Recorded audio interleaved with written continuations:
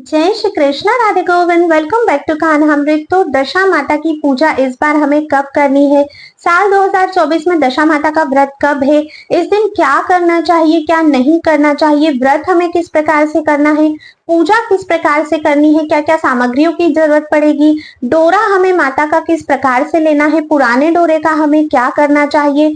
और दशा माता के व्रत से जुड़ी संपूर्ण जानकारी आज इस वीडियो में आपको मिलने वाली है। वीडियो बहुत ज्यादा इन्फॉर्मेटिव होने वाला है। अगर आप लोगों ने पहली बार चैनल पर विजिट किया है तो चैनल को सब्सक्राइब करके बेल आइकन जरूर प्रेस कर दीजिएगा ताकि आने वाली और भी दशा माता से रिलेटेड वीडियोस आपको मिलती रहे। चलिए इस वीडियो को शुरू करते हैं। देखिए, दशा माता का जो व्रत होता है वो अपने घर की दशा को सुधारने के लिए महिलाएं करती है। अगर आपके घर में कलह क्लेश बना रहता है, सुख समृद्धि नहीं है, घर में बरकत नहीं रहती है, कितना ही कुछ कर लो पर घर के सदस्यों के बीच में तालमेल नहीं बनता है, आपस में अनबन रहती है, किसी भी प्रकार से धन रुकता नहीं है, जितनी भी इस प्रकार की समस्याएं आपको आती है, ऐसे में आपको दशा माता के व्रत को अवश्य ही करना चाहिए। एक बहुत ही इंपॉर्टेंट बात की एक बार अगर दशा माता का व्रत शुरू कर दिया तो ये व्रत फिर आजीवन आपको करना होता है, इसका उद्यापन नहीं होता है। हाँ, अगर आपकी कोई बीमारी है या किसी कारणवश आप व्रत कंटिन्यू नहीं कर सकते हो तो फिर आप ये व्रत किसी को दे सकते हो। मान लीजिए सास अगर व्रत करती है, अब किसी भी कारणवश वो नहीं कर पा रही है तो वो अपनी बहू को ये व्रत दे सकती है ताकि उनके बाद उनका ये व्रत उनकी बहू आगे कर सके और इस तरह से ये व्रत चलता ही जाता है। पर ये व्रत आपको हमेशा करना होता है, बीच में इसको छोड़ना नहीं होता है, इस बात का विशेष ध्यान रखना है। व्रत किया किस प्रकार से जाता है? तो देखिए, बहुत सारी जगह पर ऐसा होता है कि होली के बाद धुलंडी यानी कि जो चैत्र मास के कृष्ण पक्ष की प्रतिपदा तिथि होती है तब से लेकर चैत्र मास के कृष्ण पक्ष की दशमी तिथि तक 10 दिनों तक दशा माता का व्रत किया जाता है।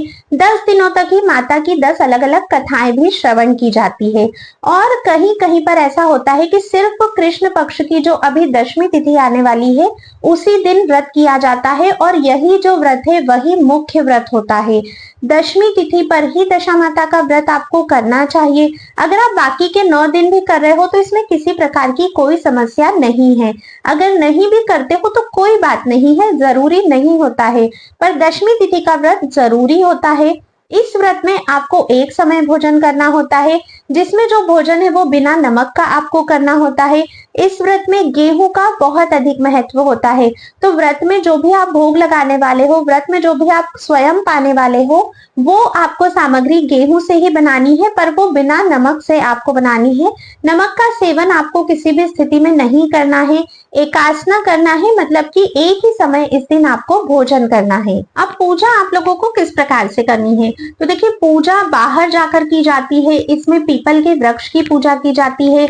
जो देव वृक्ष होते हैं जैसे पीपल, बड़, नीम, इनकी पूजा करनी है, जिसमें पीपल की पूजा मुख्य रूप से की जाती है। अगर बड़ का वृक्ष या नीम का वृक्ष आपको मिलता है तो आप उसकी भी पूजा कीजिएगा। इसमें 10 परिक्रमाएं की जाती है पीपल के वृक्ष की, जिसमें सूत लपेटते हुए परिक्रमा करनी होती है। देखिए, डिटेल में पूजा आपको कैसे करनी है, संपूर्ण पूजा विधि की दूसरी वीडियो चैनल पर आएगी जो इस वीडियो के बाद आपको मिल जाएगी, तो आप उसे अवश्य ही चेकआउट करिएगा। उसमें मैं सारी चीजें आपको डिटेल में बताऊंगी। पूजा में आपको किन किन चीजों की आवश्यकता होती है? तो देखिए, कच्चे सूत की आवश्यकता है, कुमकुम, हल्दी, मेहंदी और माचिस, दीपक, धूप बत्ती, एक जल का कलश, गेहूं, पुष्प, भोग, ये सारी चीजों की आपको आवश्यकता होती है। दशा माता की पूजा में 10 अंक का बहुत अधिक महत्व होता है। कुछ भी भोग अगर आप अर्पित कर रहे हो तो नंबर्स उसके 10 होने चाहिए। जब पूजा करने जाते हैं वहां पर जब तिलक हम लोग करते हैं वो भी 10 बार किया जाता है। किस प्रकार से करना है आप नेक्स्ट वीडियो में समझ लीजिएगा, ठीक है। अब मान लीजिए अगर आप बाहर नहीं जा पा रहे हो, पीपल का वृक्ष आपके घर से बहुत दूर है या किसी अन्य रीजन की वजह से आप बाहर नहीं जा सकते हो, तो घर पर आप किस प्रकार से पूजा करते हो ये भी मैं नेक्स्ट वीडियो में ही बताऊंगी जो पूजा विधि का आने वाला है, तो उसे आप लोग अवश्य ही चेकआउट कर लीजिएगा।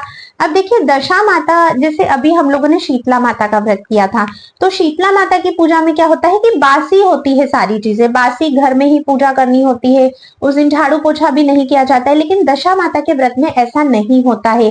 सर्वप्रथम तो आपको अपने घर को स्वच्छ रखना है, साफ सफाई का विशेष ध्यान रखना है। जैसे हम लोग दिवाली पर नहीं साफ सफाई का कितना ध्यान रखते हैं, क्योंकि माता लक्ष्मी का आगमन, ऐसा ही है दशा माता भी उस घर में कभी वास नहीं करती है जहां पर कुछ भी कूड़ा पड़ा हुआ है या कुछ भी अटाले का सामान पड़ा हुआ है। तो ऐसी चीजें, आपको कटी फटी चीजें हैं वो सारी पहले ही अपने घर से हटा देनी है।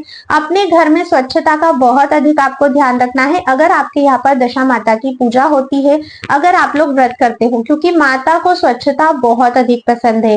पूजा करने भी जब भी आप जाते हो उसके पहले अपने घर को अच्छे से साफ स्वच्छ कर लीजिएगा, उसके बाद ही आप लोगों को पूजा करने के लिए भी जाना है। इस बात का विशेष ध्यान रखिएगा। देखिए, कुछ ऐसे कार्य है जो इस दिन हमें नहीं करने चाहिए।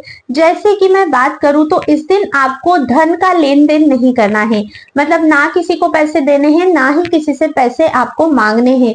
जितना हो सके अपनी आवश्यकताओं की पूर्ति का जो सामान है वो भी आप एक दिन पहले या एक दिन बाद खरीद के रख लीजिए। कोशिश करिए कि जिस दिन घर में पूजा है उस दिन आप लोग ये वाला लेन देन करने से भी बचे कि कोई भी सामान आपने अपनी आवश्यकता का खरीदा है। अपने घर से कोई भी चीज किसी को नहीं देनी है, स्पेशली अपनी रसोई से रिलेटेड कोई भी सामान आपको किसी को भी नहीं देना है, चाहे कितना ही अर्जेंट क्यों ना हो जाए। इससे हमारे घर की जो सुख समृद्धि होती है, हमारे घर की में जो अन्नपूर्णा माता होती है वो रुष्ट होती है, क्योंकि इस दिन हम लोगों ने अपने घर की दशा में सुधार के लिए माता दशा को प्रसन्न करने के लिए उनका व्रत किया है। तो इस बात का विशेष ध्यान रखिएगा। इस दिन अपने घर की झाड़ू भी किसी को नहीं देनी चाहिए। अपने घर की जो पुरानी झाड़ू है उसको किसी भी स्थिति में फेंकना आपको नहीं है। इस दिन अगर आप नई झाड़ू खरीदते हो तो उसको बहुत ही ज्यादा शुभ माना जाता है। तो आप इन चीजों का ध्यान रखिएगा।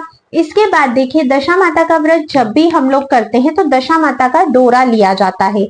डोरा आपको किस प्रकार से लेना होता है? डोरा जो होता है वो कच्चे सूत का लिया जाता है। अगर कच्चा सूत आपको नहीं मिलता है तो फिर आप लोग कलावा भी ले सकते हो, क्योंकि वो भी कच्चा सूत ही होता है, बस उस पर रंग दिया जाता है। तो आप लोग कच्चा सूत लीजिएगा। 10 तार में वो कच्चा सूत होना चाहिए, मतलब उसमें 10 लेयर्स होनी चाहिए, जिसमें आपको 10 गठाने लगानी होती है। फिर उसको आपको हल्दी से रंगना होता है, उसका कलर आपको येलो करना होता है, और उसके बाद आपको फिर उसको पूजा संपन्न करने के बाद धारण करना होता है। पुराने डोरे का क्या करना है, नया डोरा कैसे धारण करना है, ये सब कुछ पूजा विधि की वीडियो में मैं आपको बताऊंगी। दशा माता की पूजा करके जब हम लोग वापस घर आते हैं तो हमें हल्दी और कुमकुम के छापे अवश्य ही लगाना चाहिए।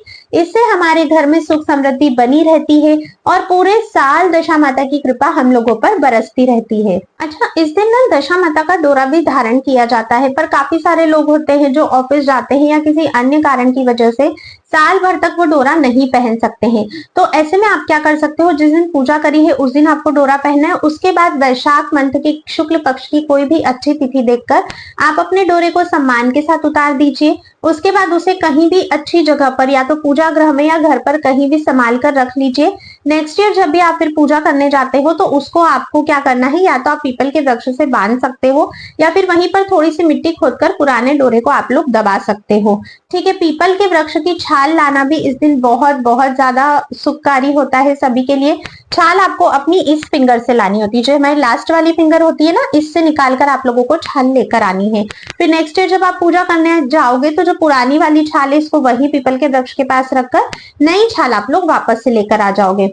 अगर आपने डोरा धारण किया था, किसी कारणवश आपका डोरा खुल गया है, तो आप क्या करोगे, तो खुल गया है तो फिर से आप लोग उसको बांध लोगे जैसे वो खुला है। अगर डोरा टूट जाता है आपका तो फिर उसी स्थिति में उस डोरे को आपको प्रवाहित कर देना चाहिए, या फिर उसी समय पीपल के वृक्ष में जाकर आपको उस डोरे को गाड़ देना चाहिए। मिट्टी थोड़ी सी खोद के आप लोग उसको गाड़ सकते हो। ठीक है, टूटा हुआ डोरा बिल्कुल भी गले में पहन के आपको नहीं रखना है। ठीक है, अगर सिर्फ गांठ से खुला है तो आप गांठ बिल्कुल बांध सकते हो। अब जिस भी दिन आप डोरे को, जैसे साल भर नहीं पहन रहे हो, है ना, तो जिस भी तिथि को आप डोरे को उतार रहे हो, पूजा वाले दिन पहनोगे, नेक्स्ट जब भी आप उसको उतारोगे उस दिन भी आपको व्रत करना होता है। वही आपको बिना नमक का खाना होता है, जैसे आपने दशा माता के दिन पर व्रत किया था बिल्कुल उसी प्रकार से व्रत करना होता है। उस दिन भी नल और दमयंती की जो कथा है वो आपको श्रवण करनी होती है। इस बात का आप लोग ध्यान रखिएगा। भोग इस दिन क्या लगाना होता है, तो देखिए गेहूं का बहुत अधिक महत्व होता है माता की पूजा में। तो जो भोग आप लगाओगे वो आपको गेहूं से बनी चीजों का ही लगाना है, जिसमें नमक का प्रयोग नहीं करना है। कुछ भी आप बना सकते हो, मीठे पुए बना सकते हो, मीठी पूड़ी बना सकते हो, आटे का हलवा बना सकते हो, है ना। तो आटे की ही चीजें आपको यूज करनी है, उसी का भोग लगाना है, वही चीजें आपको खानी भी चाहिए जो कि बिना नमक की होनी चाहिए।